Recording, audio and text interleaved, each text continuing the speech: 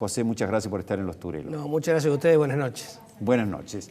Bien, junto con este dato quiero recordar que el ministro Martín Guzmán dijo horas atrás de que la Argentina se estaba recuperando, que preveía un crecimiento del 7% para este año. Sin embargo, la sensación, a tono con la desocupación, que tiene la sociedad es que no estamos bien, no vamos bien. ¿Por qué esta disparidad a lo mejor entre un criterio oficial y la sensación de la sociedad, José? Bueno, ahí vos lo planteabas, estamos recuperando parte de lo que caímos. El año pasado caímos 10% y veníamos ya de 2 años de caída del nivel de actividad. Así es. Entonces hemos recuperado una parte de lo que se cayó el año pasado, o vamos a recuperar, porque todavía no lo hemos recuperado, ese 7% que estima el ministro y que está previsto en el presupuesto. Con lo cual, digo, si recuperamos eso, todavía estamos peor de cuando empezó la pandemia. Así y se calcula que nos va a llevar entre 2 a 3 años con el crecimiento estimado por el gobierno para llegar a los niveles de prepandemia, que de nuevo eran malos. Recordemos que el gobierno de Macri se fue con 2 años de caída del nivel de actividad muy profunda. Así es, 2018 y 2019 cayó la economía y se profundizó muy fuertemente en 2020. O sea, no es una sensación lo que quiero decir, ¿no? Es una realidad. La actividad ha caído en términos comparados con años anteriores y hay incluso para algunos sectores de manera drástica, porque ese es otro, es bastante heterogéneo.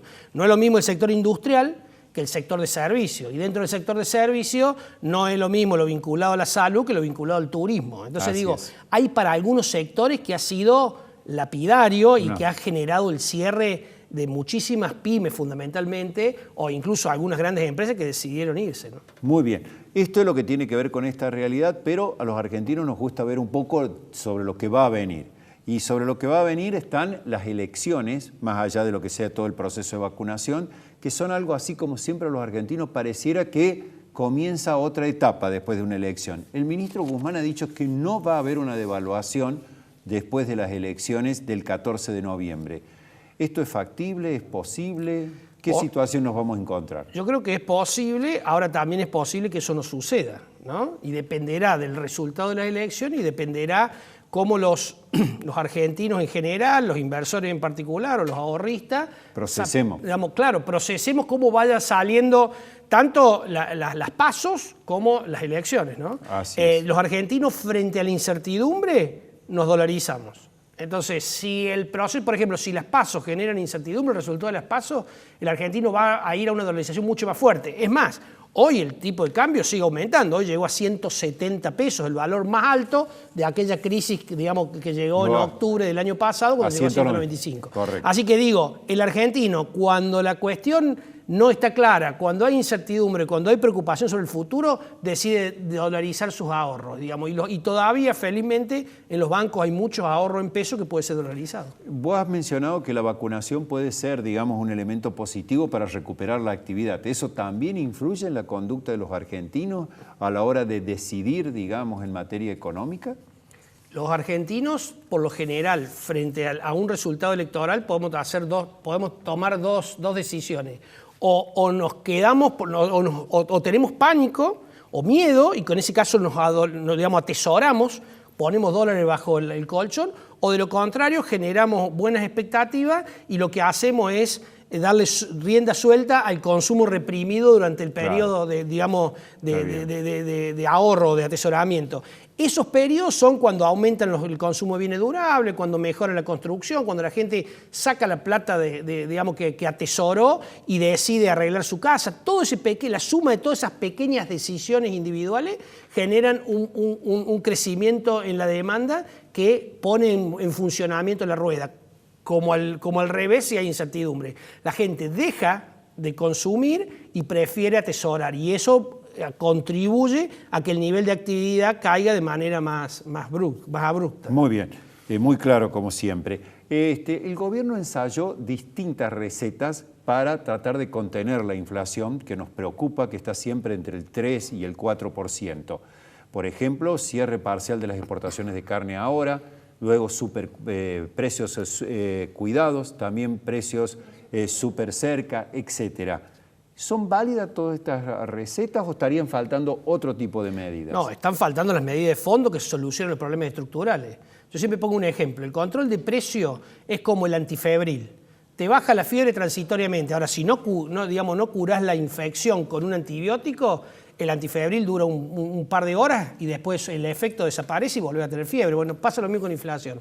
Si los problemas estructurales no se solucionan, en este caso es tener un plan que sea congruente desde el punto de vista monetario y financiero y fundamentalmente no se controla la emisión monetaria excesiva, digamos, difícilmente se puedan controlar la inflación y las expectativas de inflación. Con lo cual, estos controles de precios duran un tiempo cada vez más corto y no dan los resultados que la gente necesita para mejorar sus ingresos de manera sustentable. Así que la prohibición de las exportaciones de carne no dio resultado, o vos viste que haya bajado la carne en estos días. No bajó en el mostrador. No bajó en el mostrador, lo que compra, los acuerdos que se hacen con los frigoríficos exportadores, a los efectos de que llega carne al Gran Buenos Aires y a algunas cadenas grandes de supermercados. Exacto. Pero a la mayoría de las carnicerías a lo largo y a lo ancho de todo el país, fundamentalmente en el interior, y en el interior, esas posibilidades no existen. Así que los controles de precios no son la solución para el problema de inflación y un problema tan arraigado desde hace tantas décadas en Argentina.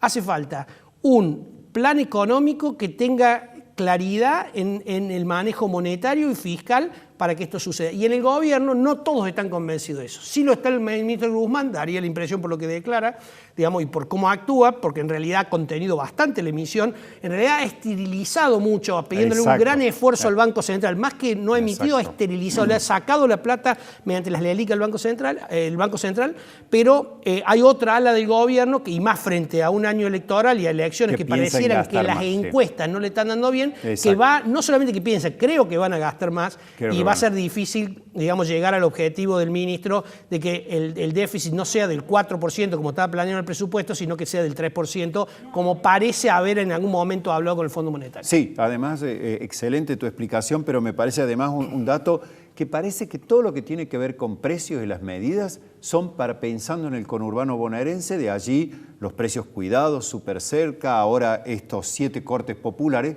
porque el interior del país, no solo Córdoba, el resto del país, no las percibe esas medidas, esas, supongamos, paliativos para por lo menos ayudar hasta que se tomen medidas más de fondo.